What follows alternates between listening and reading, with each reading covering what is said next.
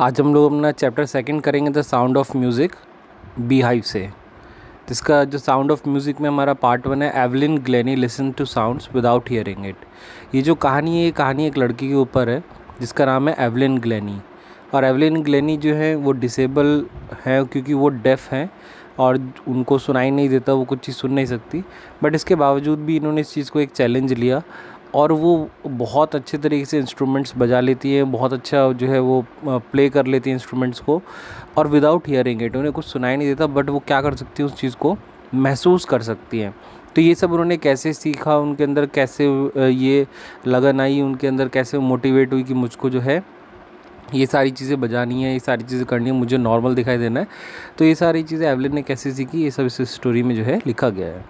ठीक है, जैसे बिफोर यू रीड में देखिए, गॉड में have taken her hearing but he has given her back something extra ordinary. कहते हैं भगवान ने जो है एवलिन से सुनने की पावर ज़रूर छीन ली थी बट उन्होंने उसको जो है कुछ एक्स्ट्रा ऑर्डिनरी चीज़ बहुत अच्छी दी। What he hear she feels, और वो एक्स्ट्रॉर्डिनरी चीज़ ये थी कि जो हम लोग सुन सकते हैं वो क्या कर सकती है, एवलिन उस चीज़ को फील कर सकती थी। कैसे फील करती थी, जैसे साउंड की जो वाइब्रेशन होती थी, वो वाइब्रेशन को फील करके जो है वो उसकी जो पिच होती थी, पिच को हाई या लो समझ के जो है फिर उस तरीके से प्ले करती थी far more deeply than any of us. और वो इतना अच्छा प्ले करती थी और इतना अच्छा फील करती थी कि हम लोग उतना कभी नहीं कर सकते। That is why she expresses music so beautifully. और शायद यही कारण था कि इसी वजह से वो म्यूज़िक को जो है बहुत ब्यूटीफुली जो है प्ले कर पाती थी और लोगों के सामने जो है उसको एक्सप्रेस कर पाती थी। So read the following account of a person who fought against a physical disability and made her life a success story.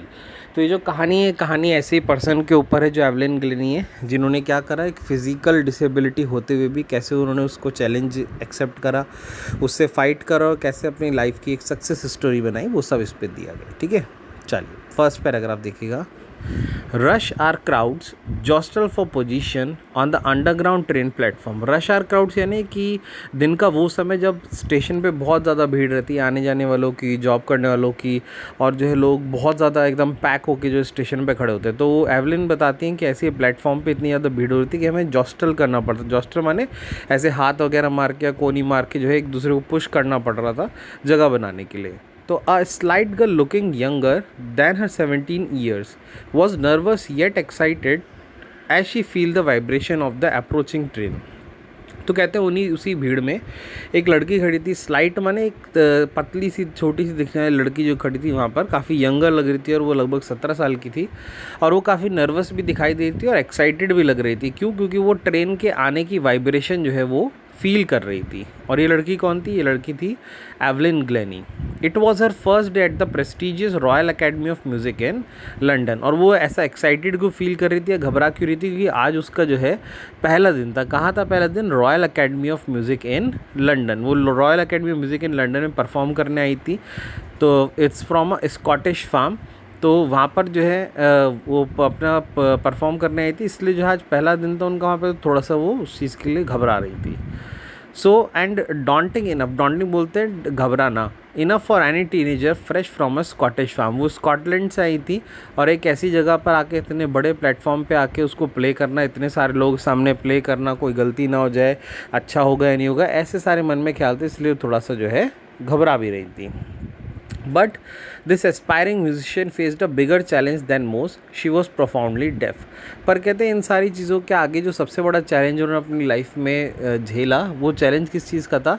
वो चैलेंज था उनके डेफ होने का। कि वो साथ साथ क्या थी? वो डेफ भी थी। डेफ बोलते हैं जिसको सुनाई नहीं देता, जो बहरा होता है। तो एवलिन जो थी उन्हें सुनाई नहीं देता था और उल्टा वो क्या थी? एक म्यूजिशियन थी। तो यही मतलब सबको एकदम अमेज़ करने वाली बात होती है कि जब इंसान को सुन ही नहीं सकता तो वो म्यूज़िक कैसे परफॉर्म कर सकता है। बट एवलिन ने इस चीज़ को ऐसा चैलेंज लिया और उन्होंने बहुत अच्छा म्यूजिशियन जो है लोगों के सामने बन के दिखाया। Evelyn Glennie's loss of hearing had been gradual. Evelyn Glennie का जो पावर थी सुनने की, वो ऐसा नहीं था कि वो पैदा होते ही जो है मतलब उनकी पावर चली गई या एकदम कुछ हुआ चली गई। वो धीरे धीरे उनके सुनने की पावर जो है वो जाने लगी थी। Her mother remembers noticing something was wrong when the 8-year-old Evelyn was waiting to play the piano। तो उनकी मदर बताती हैं कि वो ऐसा नहीं था कि एकदम वो धीरे धीरे जो है उनकी पावर जो थी सुनने की वो जा रही थी। कहती मुझे आज भी याद है जब एवलिन 8 साल की थी और कैसे उनको बड़ी डिफ़िकल्टी हो रही थी पियानो बजाने में। They called her name and she didn't move, और वो उनको ये भी याद है कि उसका नाम उसको बुला रही थी, उसका नाम लेके एवलिन करके बुला रही थी, बट वो उस चीज़ का कोई जवाब नहीं दे रही थी, सुन नहीं रही थी। तो वो पियानो भी क्यों नहीं बजा पा रही थी कि वो पियानो की दबाती होंगी तो उनको शायद वो आवाज़ आती नहीं होगी, तो उनको लगा शायद बज नहीं रहा है। So I suddenly realise she had not heard, says Isabel Glennie. ठीक है, अंडरलाइन करेगा। इज़ाबेल ग्लैनी जो है कौन थी? ये एवलिन ग्लैनी की मदर थी, जिनका इस बुक है अंडरलाइन कर लीजिएगा।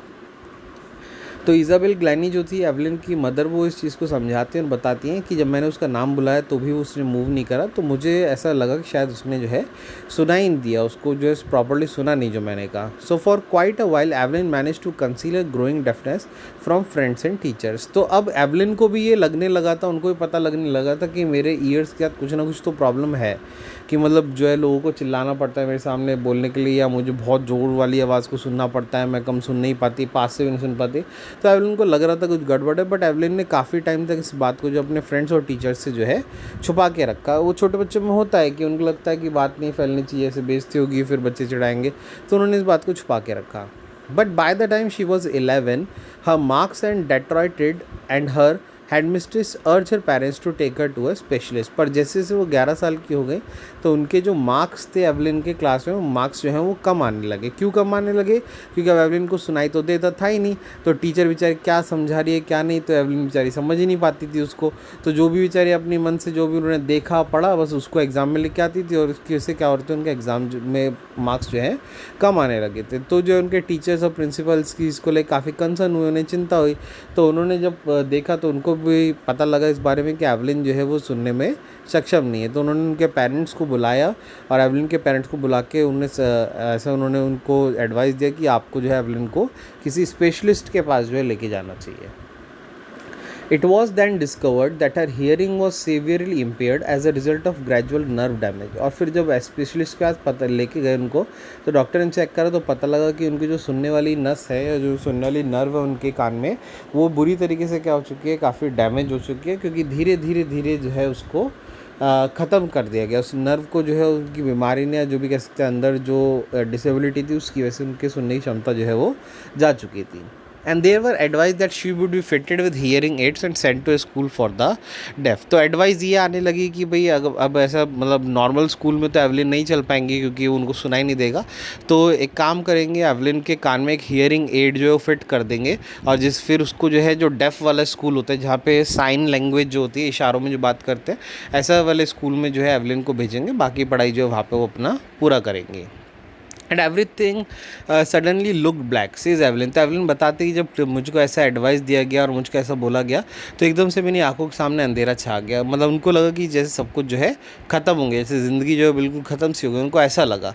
क्योंकि उनको यही लगा कि अब जो एक नॉर्मल लाइफ जी रहे थे सब, वो नॉर्मल लाइफ अब वो जो है नहीं उसको इन्जॉय कर पाएंगी। सो उनको लगा कि सब कुछ जो है ख़त्म हो गया। But Evelyn was not going to give up. पर एवलिन जो है वो बहुत हिम्मत वाली लड़की थी, और वो जैसी छोटी सी बात पे जो गिव अप नहीं करने वाली थी, काफ़ी मोटिवेटेड थी।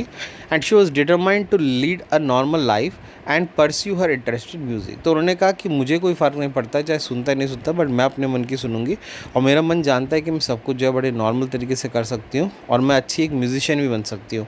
तो उन्होंने अपना सपने को जो है डिटरमाइंड रखा, उन्होंने नॉर्मल लाइफ जीने का पूरा प्रयास करा, और साथ साथ उनका जो इंटरेस्ट म्यूज़िक में था उन्होंने उसको भी पूरा करा।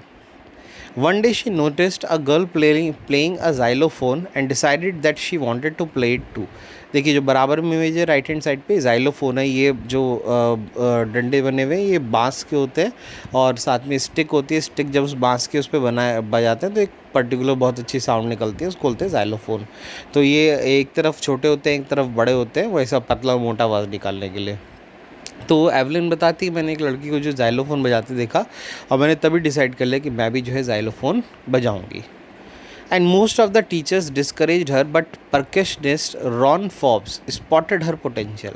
तो काफ़ी टीचरों ने जो इस चीज़ के लिए एवलिन को मना भी करा कि नहीं तुम सुन नहीं पाओगे, तुम ठीक से जो है उसमें नहीं बजा पाओगी, उसको कहाँ कौन सा नोट लगाना है वो नहीं समझ पाओगे, ऐसा उसको काफ़ी डिस्करेज भी करा।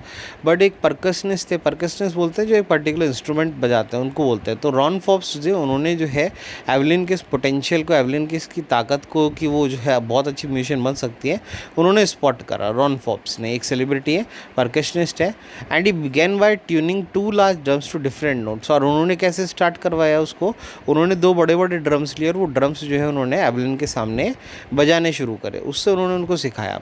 और उन्होंने फिर बोला उसको don't listen through your ears, he would say, और वो उसको बोलते थे एवलिन को कि तुम इस आवाज़ को जो है ड्रम की अपने कानों से सुनने की बिल्कुल भी क्षमता ना करो, try to sense it some other way, says Evelyn, sorry वो तो उसके जो परकशनिस्ट थे रॉन फॉब्स, वो कहते हैं इसको तुम अपने कानों से सुनने की बिल्कुल कोशिश मत करो, और तुम क्या करो, तुम इसको जो है अपने किसी और बॉडी पार्ट से फील करने की कोशिश करो। तो एवलिन कहती हैं suddenly I realised I could feel the higher drum from the waist up and the lower drum from the waist down. तो फिर उनको फिर जब ऐसा उन्होंने बोला, सजेस्ट करा, तो एवलिन ने बताया कि फिर मैंने यही करा, और जब वो बड़ा वाला ड्रम बजाते थे तो मुझे अपनी कमर के ऊपर वाले पार्ट में फील होता था, और जब वो लोअर वाला ड्रम बजाते थे तो मुझे अपनी कमर के नीचे वाले पार्ट में फील होता था। So Forbes repeated the exercise and soon Evelyn discovered that she could sense certain notes in different parts of her body। और कहते हैं ऐसे ही हुआ, और जैसा रॉन ने सजेस्ट करा था, कहती मैंने बिल्कुल वही पद्धति अपनाई, और अब मैं बहुत सारी साउंड्स को जो है अपने डिफरेंट बॉडी पार्ट्स पे उन साउंड्स और वाइब्रेशन को जो है सुन सकती थी। And the rest was share determination and hard work. और इसके अलावा जो सबसे ज़्यादा उन्हें कामयाब कराने की जो चीज़ जिम्मेदार थी, वो कहती हैं वो मेरा डिटर्मिनेशन, एकदम स्ट्रिक्ट डिटर्मिनेशन कि मुझको जो है डिटरमाइन थी कि मुझे म्यूजिशियन बनना ही बनना है, और उसके पीछे मेरी कड़ी मेहनत। She never looked back from the point onwards. और उसके बाद से फिर उन्होंने कभी पीछे पलट के नहीं देखा। And she toured the United Kingdom with a youth orchestra, and by the time she was 16 she had decided to make music her life. ठीक है, देखिए उन्होंने बताते हैं कि छोटी सी उम्र में जो है फिर वो कामयाब हो जाती है, और उन्होंने यूनाइटेड किंगडम के काफ़ी सारे पार्ट्स में उन्होंने जो है टूर वगैरह करा, यूथ ऑर्केस्ट्रा के साथ जाती थी। ऑर्केस्ट्रा एक ग्रुप को बोलते हैं जिसमें डिफरेंट लोग होते हैं जो डिफरेंट इंस्ट्रूमेंट्स बजाते हैं, कुछ लोग गाना गाते हैं। तो अपने ऑर्केस्ट्रा के साथ वो जाती थी, और जब तक वो 16 साल की हुई तब तक वो काफ़ी कामयाब हो चुकी थी, और उन्होंने डिसाइड कर लिया था कि मैं म्यूज़िक को ही जो है अपनी ज़िंदगी बनाऊँगी। She audition for the royal academy of music. Royal academy of music London में जो है वो हम कह सकते हैं कि दुनिया की सबसे बड़ी म्यूज़िक अकेडमी है, और जिसमें बहुत ही अच्छा हर तरीके का इंस्ट्रूमेंट बजाना, गाना वाना, ये सब जो है वहाँ पे सिखाया जाता है। तो उन्होंने रॉयल अकेडमी ऑफ म्यूज़िक में अपना ऑडिशन दिया and scored one of the highest marks in the history of the academy. History of the academy मतलब उस अकेडमी की हिस्ट्री में उनको जो है सबसे ज़्यादा मार्क्स मिले। मतलब एक ऐसी लड़की जिसको सुनाई नहीं था, ऐसा ये सोच के नहीं, बस उन लोगों ने तो सबका नॉर्मल ऑडिशन लिया, और उसमें सबसे ज़्यादा मार्क्स उन्होंने एवलिन को दिए।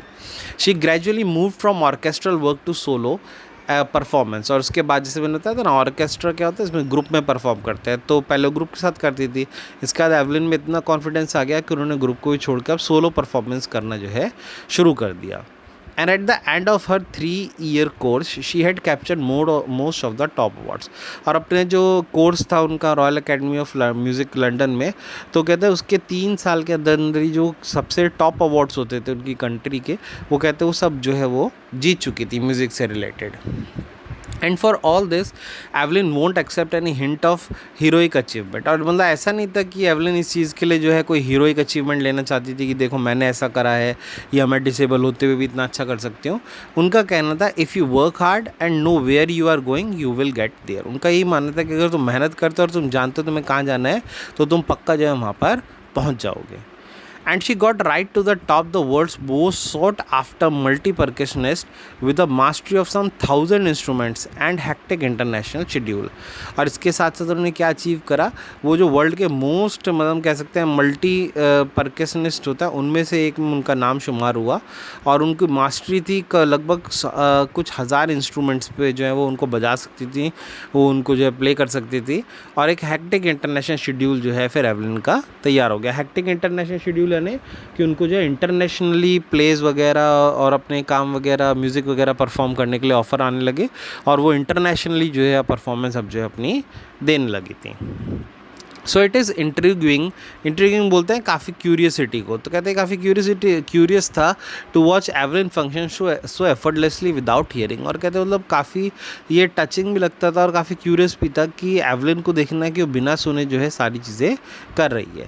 And in other 2 hours discussion she never missed a word, और कहते हैं अगले 2 दिन मतलब अगले 2 घंटे का जब हमारा डिस्कशन चला तो उसमें एक भी शब्द जो है वो क्या नहीं करा, उसने मिस नहीं करा। And man with bushy beards give me trouble she laughed, वो कहती है कि हाँ नहीं वैसे तो कोई प्रॉब्लम नहीं होती, सबको अच्छा रहता है, बस जो बुशी बियर्ड्स होती है, जिसकी बुशी बियर्ड बोलते हैं दाढ़ी को, अब बुशी बियर्ड है नहीं काफ़ी घनी दाढ़ी, कहती है बस जिन लोगों की घनी दाढ़ी होती है मैं उन्हें देख के जो थोड़ा सा घबरा जाती हूँ। एंड शी लाफ्टर, ये कि वो हंसने लगती हैं। And it is not just watching the lips if it's for the whole face especially the eyes, she speaks flawlessly with the Scottish lilt, और कहते सिर्फ यही नहीं था कि सिर्फ उनको बोलते हुए उनकी बात करते हुए उनके लिप्स को देखना, कहते उनका सारा फेस ही जो है और स्पेशली उनकी आइज़ जो है वो काफ़ी सारी बातें जो है कहती थी, सब काफ़ी सारी चीज़ें बताती थी। And she speaks flawlessly the Scottish lilt, वो जो उनका स्कॉटिश एसेंट था, स्कॉटलैंड का जो एसेंट था उनका इंग्लिश बोलने का, वो उसे छोड़ती नहीं है और उस पर उसकी तरह ही अपनी इंग्लिश बोलती है। She says but that doesn't explain how she manage to learn French and master basic Japanese, तो कहते हैं इसका ये मतलब नहीं है कि मैंने अपनी लैंग्वेज को नहीं छोड़ा या my speech is clear because I could have here till I was 11 says Evelyn, तो एवलिन कहती है मतलब ये था कि मैं अपनी लैंग्वेज तो क्यों अच्छे से बोल सकती और सुन सकती थी, क्योंकि मेरी जो हियरिंग एड थी वो 11 साल की उम्र में जब मैं हुई थी तब गई थी पूरी तरह, तो 11 साल तक तो मैंने लोगों को सुना ही था, बातों को सुना ही था मैंने, तो कहती मैं इसलिए बातें जो हैं आराम से मैं कर सकती हूँ क्योंकि मैंने जो है वो वर्ड्स वगैरह जाने हैं, वो मुझे पता है। सो कहते हैं I was 11 manage to learn French and master basic Japanese, तो कहते हैं कि मतलब ये कोई चीज़ एक्सप्लेन करने के लिए नहीं कि मैंने सब कैसे करा क्या करा, बट ये है कि अब मैं क्या कर रही हूँ, अब जो है मैंने किस तरीके से मैंने फ़्रेंच को और बेसिक जैपनीज़ को भी लर्न करा, ये भी जो है बात मेरे काफ़ी एक अचीवमेंट की है। तो एवलिन कहती है मैंने काफ़ी चीज़ों में जो है मेहनत करके इन चीज़ों को जो है अचीव करा मैंने।